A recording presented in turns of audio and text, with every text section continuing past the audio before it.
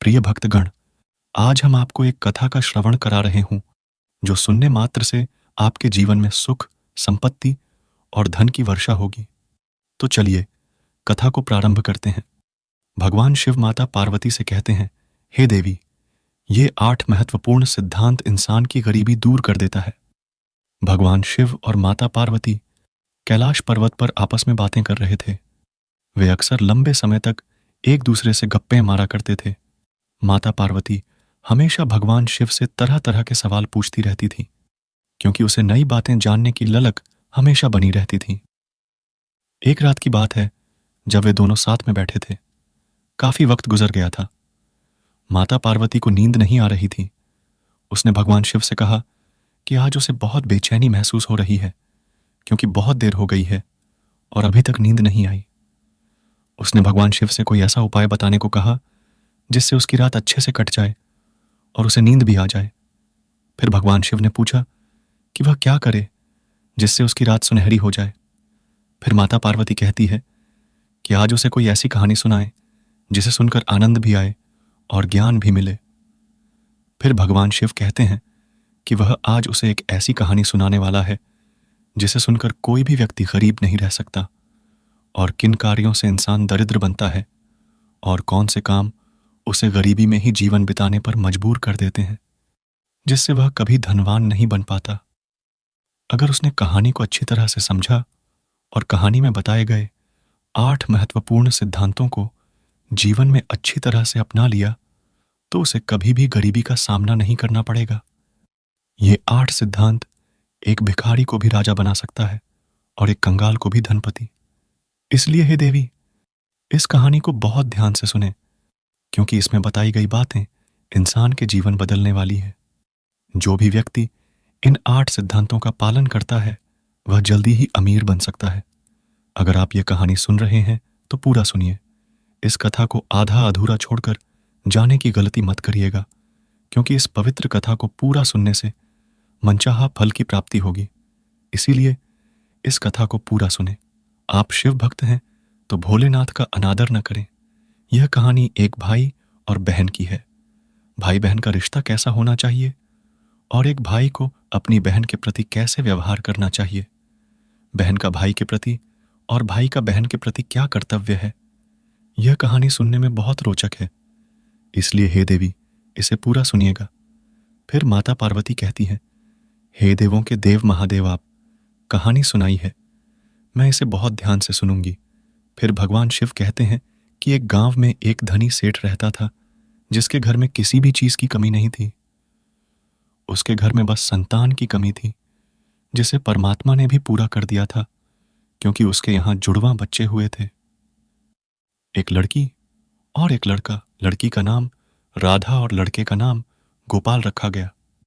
दोनों बच्चे बड़े होने लगे और सेठ ने उनकी परवरिश में कोई कमी नहीं छोड़ी। जैसे जैसे बच्चे बड़े हुए, सेठ को उनके विवाह की चिंता सताने लगी। एक दिन सेठ व्यापार के सिलसिले में बाहर गया और वहां उसे एक और अमीर सेठ मिला, जिसका घर उसने अपनी बेटी राधा के लिए उपयुक्त समझा, और उसी सेठ के घर में राधा का विवाह कर दिया। उस घर में भी सभी सुख सुविधाएं थीं, जैसे बड़ी इमारतें, फैक्ट्रियां, नौकर चाकर, गाड़ियां, घोड़े आदि। सेठ अपनी बेटी के इस रिश्ते से बहुत खुश था। फिर भगवान शिव कहते हैं कि कुछ समय तक सब ठीक चला, लेकिन फिर अचानक एक दिन सेठ बीमार पड़ गया और उसके बेटे गोपाल ने अपने पिता का खूब इलाज करवाया। बहुत बड़े डॉक्टरों से इलाज कराने के बावजूद भी सेठ जी की तबीयत में सुधार नहीं हो रहा था।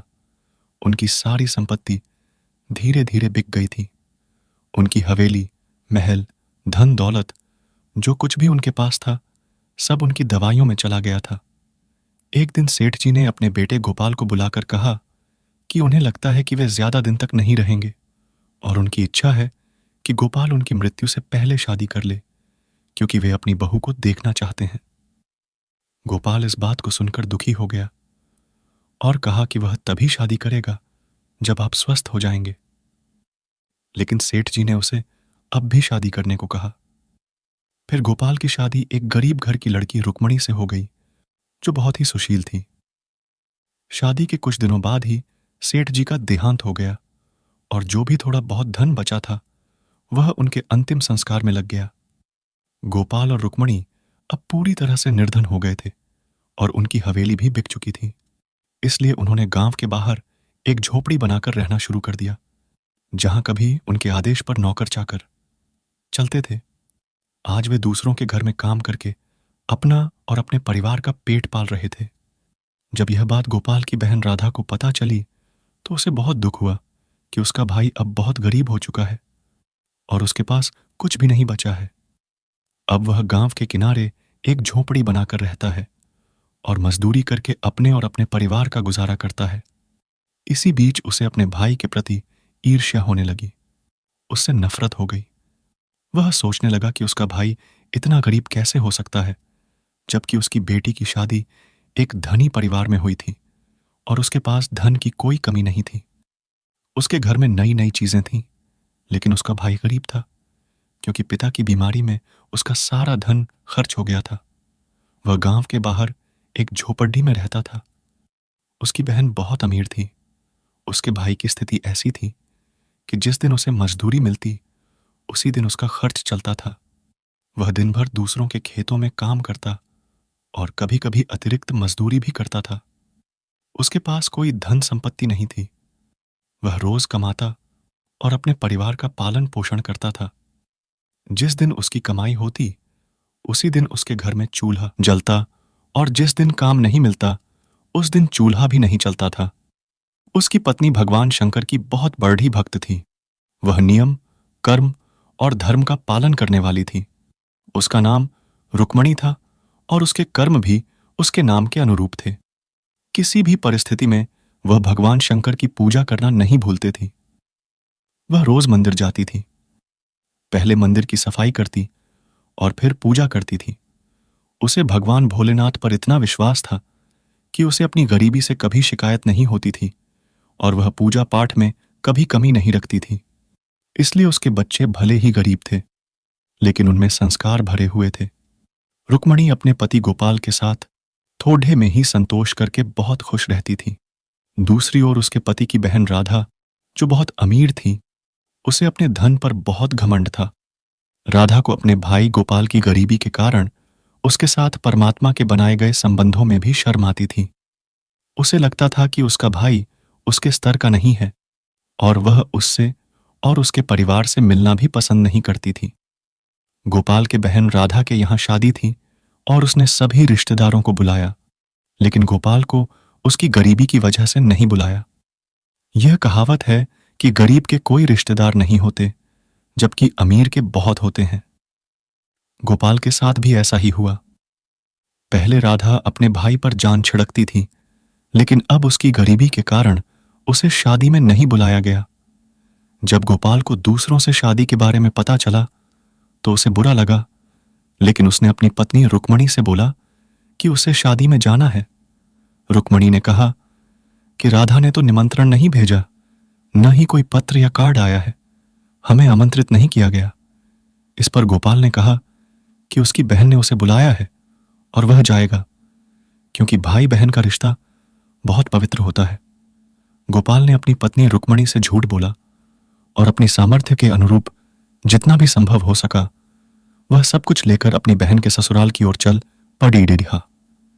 जब वह वहां पहुंचा तो किसी की भी नजर उस पर नहीं पड़ थी, लेकिन उसकी अमीर और अभिमानी बहन ने उसे खिड़की से देख लिया। उसने देखा कि उसका भाई आया है, लेकिन उसे देखकर वह पीछे हट गई और सोचने लगी कि उसने तो भाई को शादी में बुलाया भी नहीं था, फिर भी वह आ गया। उसे अपने भाई गोपाल को अपने घर में देखकर अच्छा नहीं लगा। वह सोचती थी कि यह गरीब भाई मेरे घर आ गया है और अगर किसी ने देख लिया तो मेरी बदनामी होगी। इतने में उसकी जेठानी ने गोपाल को देख लिया और दौड़ कर राधा के पास गई और बताया कि उसका भाई आया है। राधा ने अपनी जेठानी से कहा कि जेठ ससुर द्वार पर बैठे हैं, इसलिए वह नहीं जा सकती।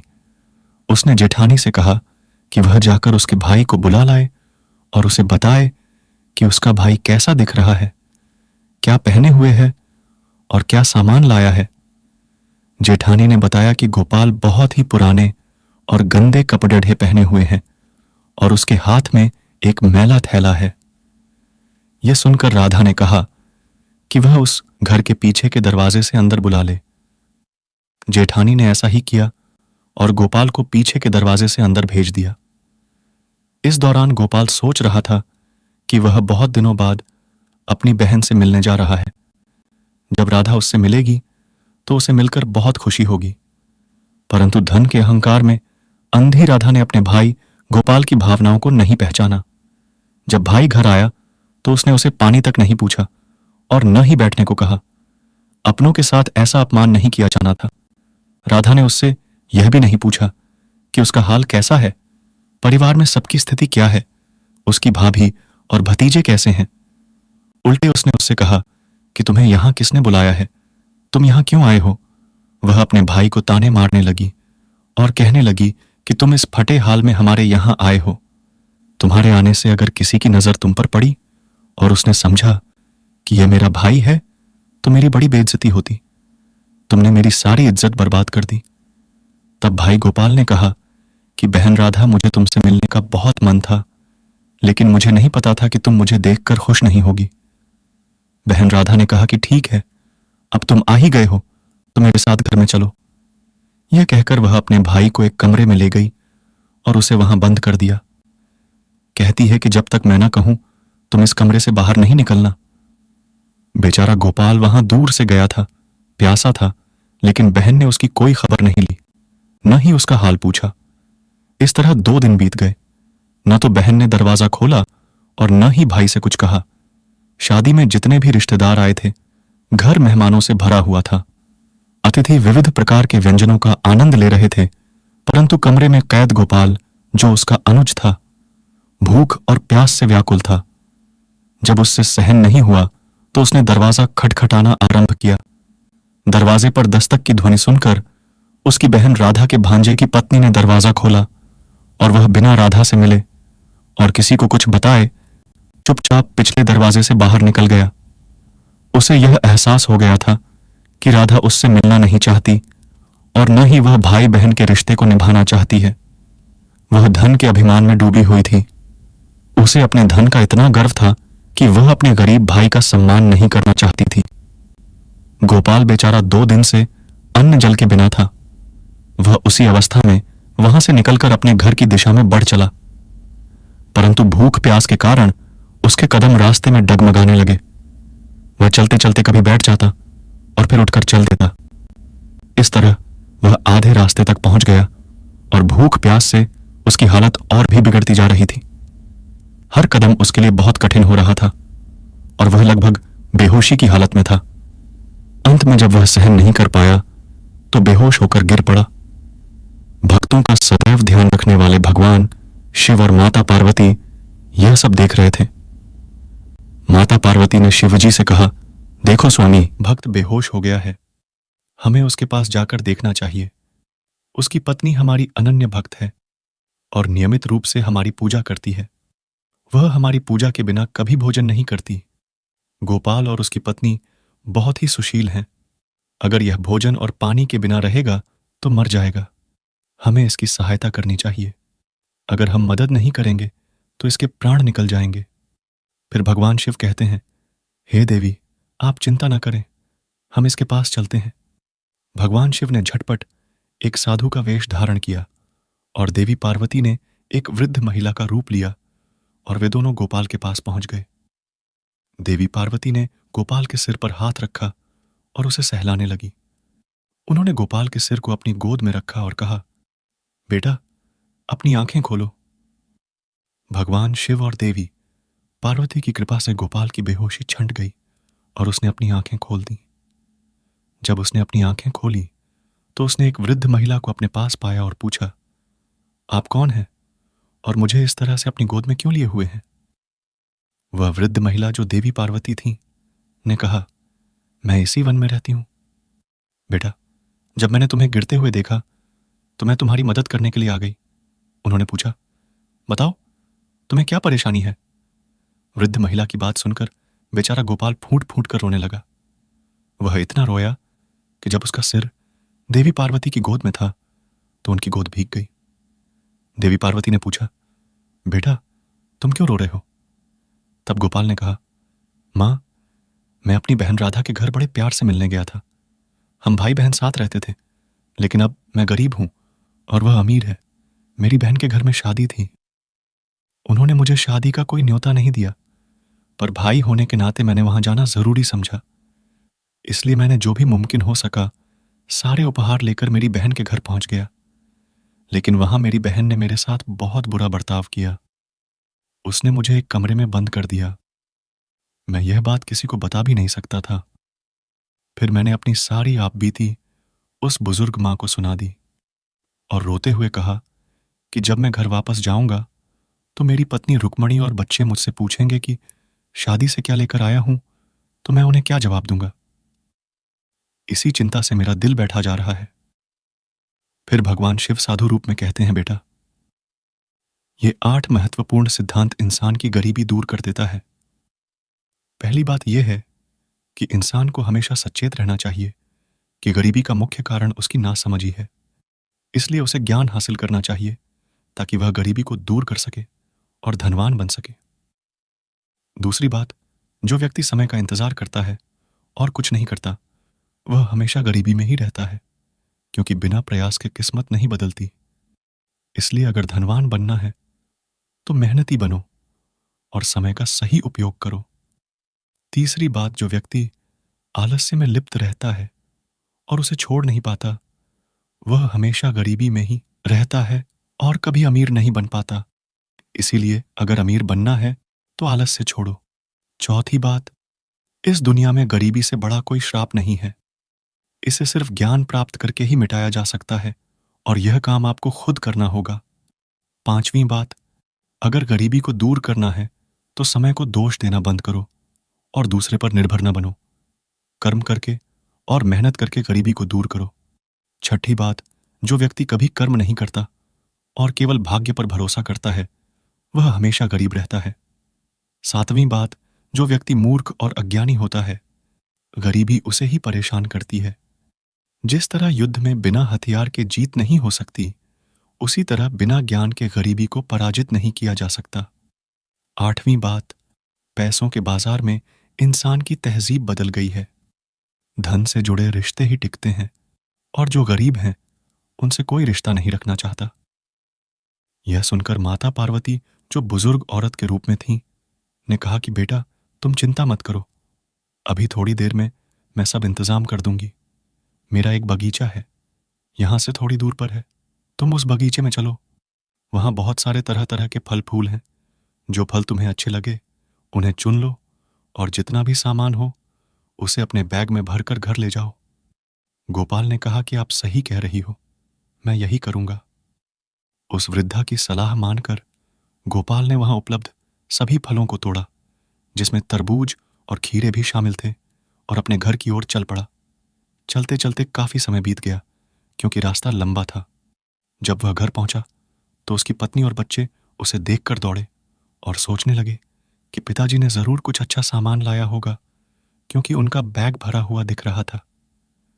बच्चे सोचते हैं कि चूंकि बुआ बहुत अमीर हैं, उन्होंने हमारे लिए जरूर कुछ अच्छा भेजा होगा, इसलिए पिताजी का बैग भरा हुआ है। यह सोचकर बच्चे अपने पिता को घेर लेते हैं। रुक्मणी, उसकी पत्नी, हाथ में पानी का लौटा लेकर आती है और पूछती है कि दीदी ने ऐसा क्या भेजा है कि बैग पूरा भरा हुआ है। बेचारे गोपाल अपनी पत्नी से क्या कहता। वह बोला कि जितना कुछ भी है सब इसी बैग में है। ऐसा कहकर गोपाल वहां से चला गया। उसकी पत्नी रुक्मणी जब बैग खोलती है तो देखती है कि उसमें एक बड़ा तरबूज और कुछ खीरे रखे हैं जो सोने की तरह चमक रहे हैं। यह देखकर वह बहुत हैरान होती है कि उसकी ननद ने इतना सारा धन दे दिया है। शायद उसने अपने भाई की गरीबी और दुख नहीं देखा होगा, इसलिए उसकी ननद राधा ने इतना धन दिया है। जब रुक्मणी तरबूज काटती है तो देखती है कि तरबूज के बीजों की जगह हीरे और मोती भरे हुए हैं। वह अपने पति गोपाल से कहती है कि दीदी ने तुम्हें क्या दिया है। गोपाल यही सोचकर परेशान हो रहा था। अब रुक्मणी क्या कहेगी कि शादी में तो लड्डू, पेड़ा, पकवान पूरी सब कुछ मिलता है और तुम खीरे और तरबूज लेकर आए हो। वह बोला कि ऐसा क्या भेज दिया है, मैंने तो देखा नहीं। जो तुमने देखा है वही होगा रुक्मणी। रुक्मणी ने कहा कि जरूर दीदी को तुम पर दया आई होगी। देखो, उन्होंने हमारे लिए कितना धन भेज दिया है। इतना सारा पैसा भेजने की क्या आवश्यकता थी? शायद उन्हें अपने भतीजे और भाई की परेशानी सहन नहीं हुई होगी। हमारी ननद तो बहुत ही नेक दिल है। उन्होंने हमारी गरीबी को मिटा दिया और इसी तरह से वह धनवान बन गए। बहुत वक्त गुजर चुका था। उस गरीब भाई ने अपनी पत्नी को भी नहीं बताया कि वह अमीर कैसे बना। पत्नी के मन में यही ख्याल था कि हम अपनी ननद की वजह से इतने समृद्ध हो गए हैं। वहीं उसकी ननद राधा थी, जो अमीरी के घमंड में चूर थी। उसने कभी यह नहीं सोचा कि उसका भाई बिना मिले कैसे चला गया। वह भूखा प्यासा गया होगा। उसकी क्या हालत रही होगी, इससे उसे मतलब नहीं था। दूसरी ओर भाई की पत्नी रुक्मणी सोच रही थी कि हमारी ननद तो बहुत अच्छी है। जब ननद ने हमारे लिए इतना कुछ किया है, तो तुम्हारी बहन राधा, जो तुम्हें इतना प्यार करती है और पैसे देती है, उसे कुछ दिनों के लिए हमारे घर बुला लो। वह भी कुछ दिन हमारे यहां रहेगी और अपने मायके का आनंद लेगी। उसका भाई मान गया और कहा कि ठीक है, मैं अभी जाता हूं। पहले गोपाल गरीब था, लेकिन अब उसके पास पैसे थे। उसने अच्छे कपड़े पहने, बहन के लिए खूबसूरत उपहार खरीदे और उन्हें लेकर अपनी बहन राधा के घर की ओर चल पड़ा। जब वह राधा के घर पहुंचा, तो उसकी जेठानी ने उसे देख लिया और दौड़कर राधा के पास गई और बताया कि राधा, तुम्हारा भाई आया है। तब घमंडी राधा ने पूछा कि मेरा भाई किस वेशभूषा में आया है।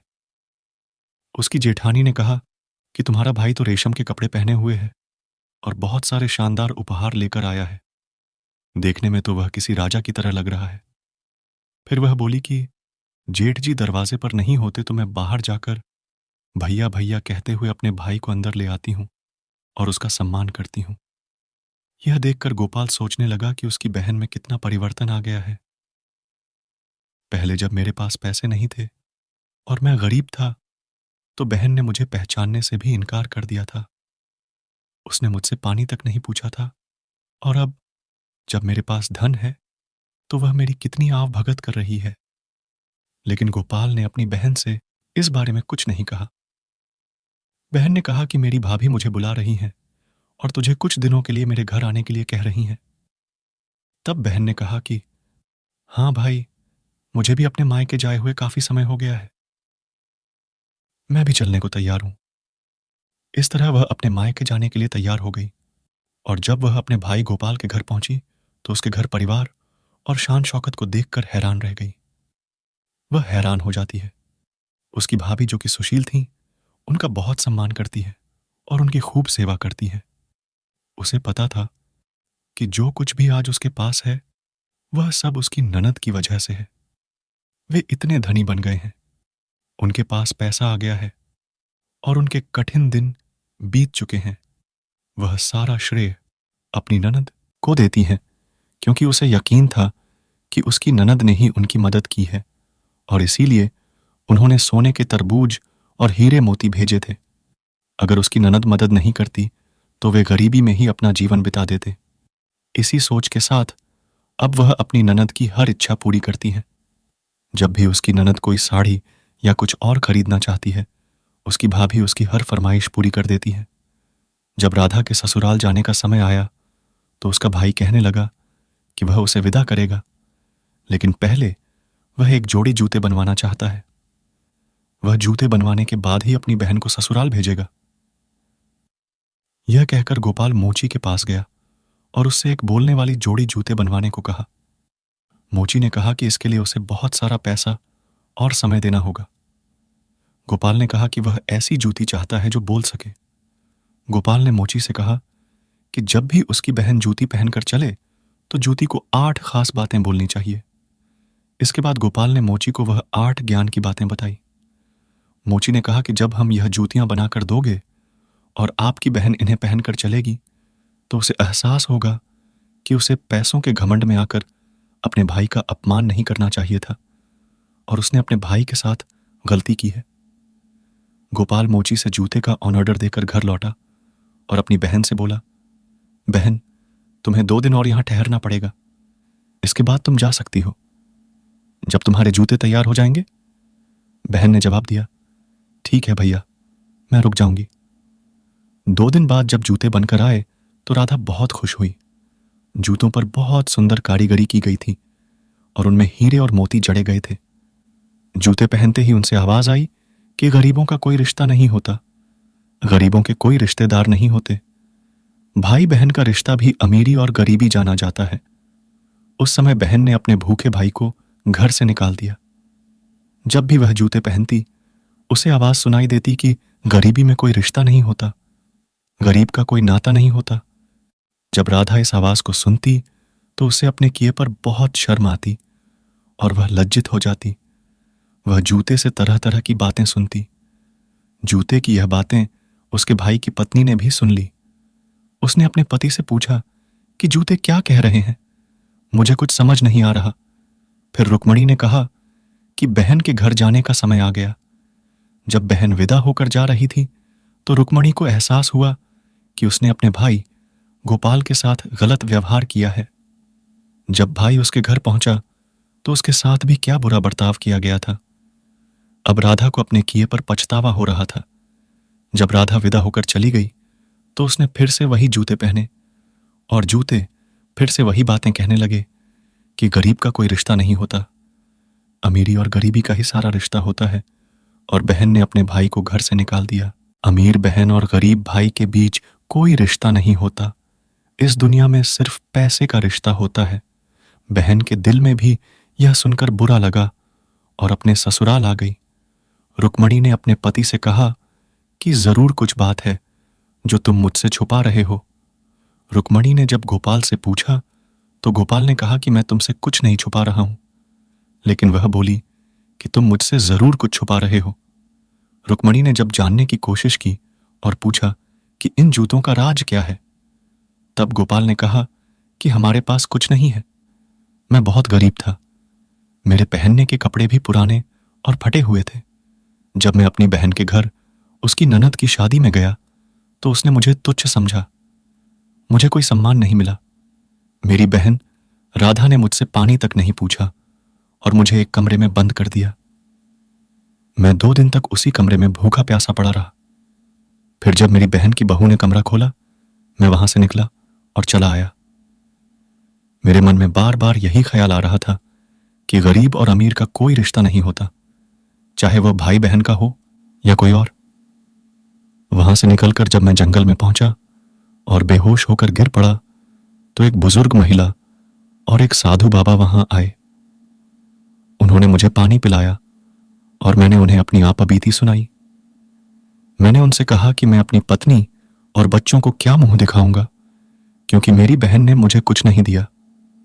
तब साधु बाबा ने यह 8 महत्वपूर्ण सिद्धांत बताए और उस बुजुर्ग महिला ने कहा कि थोड़ी दूर पर उसका एक बगीचा है, मैं वहां जाऊं और अपने थैले में वहां के फल, ककड़ी और तरबूज भर लाऊं। मैंने वही तरबूज और ककड़ी घर लाई और उस बुजुर्ग महिला और साधु बाबा की वजह से ही हमारी यह हालत हुई। मेरी बहन राधा ने हमारी कोई मदद नहीं की और जो भी समृद्ध है वह उस बुजुर्ग महिला ने मुझे दी। ज्ञान की बातों से मिली है जिन्हें मैंने अपनाया और इस दिन तक पहुंचा हूं। मेरी बहन राधा ने हमारी किसी भी तरह की मदद नहीं की और न ही उसने हमें कोई धन दिया। रुक्मणी ने कहा, मैं हमेशा सोचती थी कि हमारी संपन्नता मेरी ननद की वजह से है, लेकिन वह बुजुर्ग मां और साधु बाबा जिनसे तुम जंगल में मिले थे वह तो कोई और नहीं बल्कि भगवान शिव और माता पार्वती थे, जिनकी मैं पूजा करती हूं। उन्होंने ही हम पर अनुकंपा की है और उनके द्वारा बताई गई 8 बातों के पालन से ही हमारे दिन फिरे हैं और हम धनवान बने हैं। यह सुनकर उसके पति गोपाल ने कहा, तुम सही कह रही हो रुक्मणी, पर तुम्हें अपने मन में ननद के लिए कोई वैर नहीं रखना चाहिए। वह हमारी बहन है, हम भाई बहन हैं और उसी की वजह से हम धनवान भी बने हैं। अगर वह मुझे घर से नहीं निकालती, मेरा अपमान नहीं करती और मुझे भूखा प्यासा नहीं रखती तो मैं उसके ससुराल से नहीं आता और शायद भगवान शिव और माता पार्वती की कृपा भी नहीं होती। अमीर बहन और गरीब भाई के बीच कोई रिश्ता नहीं होता, इस दुनिया में सिर्फ पैसे का रिश्ता होता है। बहन के दिल में भी यह सुनकर बुरा लगा और अपने ससुराल आ गई। रुक्मणी ने अपने पति से कहा कि जरूर कुछ बात है जो तुम मुझसे छुपा रहे हो। रुक्मणी ने जब गोपाल से पूछा तो गोपाल ने कहा कि मैं तुमसे कुछ नहीं छुपा रहा हूं, लेकिन वह बोली कि तुम मुझसे जरूर कुछ छुपा रहे हो। रुक्मणी ने जब जानने की कोशिश की और पूछा कि इन जूतों का राज क्या है, तब गोपाल ने कहा कि हमारे पास कुछ नहीं है। मैं बहुत गरीब था, मेरे पहनने के कपड़े भी पुराने और फटे हुए थे। जब मैं अपनी बहन के घर उसकी ननद की शादी में गया तो उसने मुझे तुच्छ समझा। मुझे कोई सम्मान नहीं मिला। मेरी बहन राधा ने मुझसे पानी तक नहीं पूछा और मुझे एक कमरे में बंद कर दिया। मैं 2 दिन तक उसी कमरे में भूखा प्यासा पड़ा रहा। फिर जब मेरी बहन की बहू ने कमरा खोला, मैं वहां से निकला और चला आया।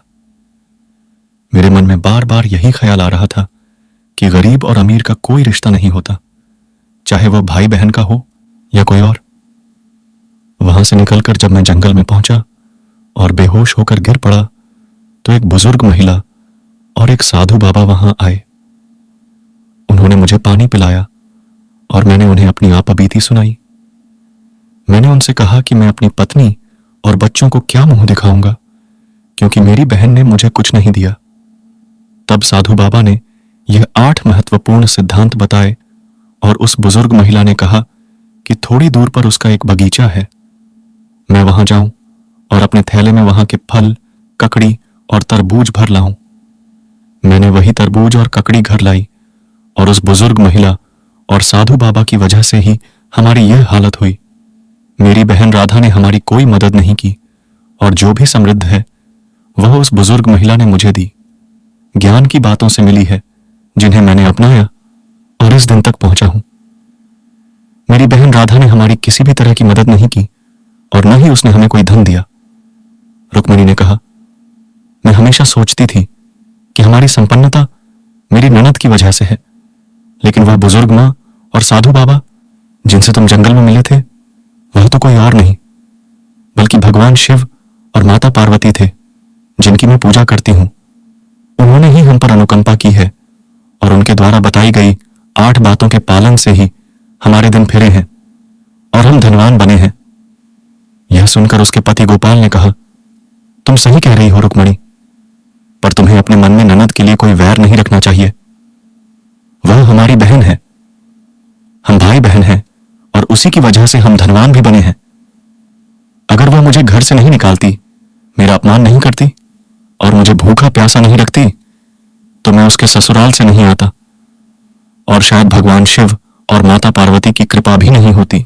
मैं सोचता हूं कि जो कुछ भी हुआ उसमें कहीं ना कहीं मेरी बहन का हाथ है और उसी की वजह से हम आज धनवान हैं और जो ज्ञान की बातें मुझे मिली हैं वह सब उसी की वजह से हैं। फिर गोपाल ने रुक्मणी को समझाया कि उसे अपनी बहन के प्रति मन में कोई भी नकारात्मक भावना नहीं रखनी चाहिए और उसे कभी भी ऐसा महसूस नहीं होने देना चाहिए कि उसने कभी मेरा अपमान किया था। अगर हम भी उसके साथ वैसा ही व्यवहार करें जैसा उसने हमारे साथ किया, तो हम में और उसमें क्या फर्क रह जाएगा।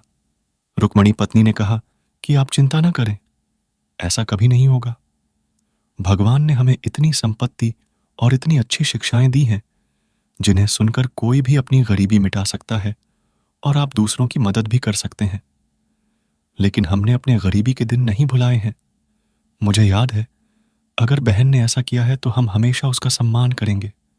जब भी वह हमारे घर आएगी, अपने मायके आएगी और जो भी वह हमसे मांगेगी, हम हमेशा उसे वही उपहार देंगे।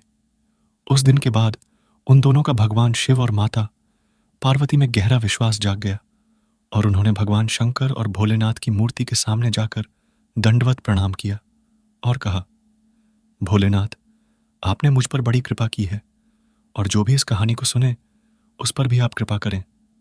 इतना कहकर भगवान शिव इस कहानी को समाप्त करते हैं। इस वीडियो को बोलते समय कोई त्रुटि हो तो मैं क्षमा चाहती हूं। उम्मीद है आप सभी को यह वीडियो अच्छी लगी होगी। अगर आप शिव के सच्चे भक्त हैं तो चैनल को सब्सक्राइब और वीडियो को लाइक करके कमेंट में हर हर महादेव लिख दीजिए।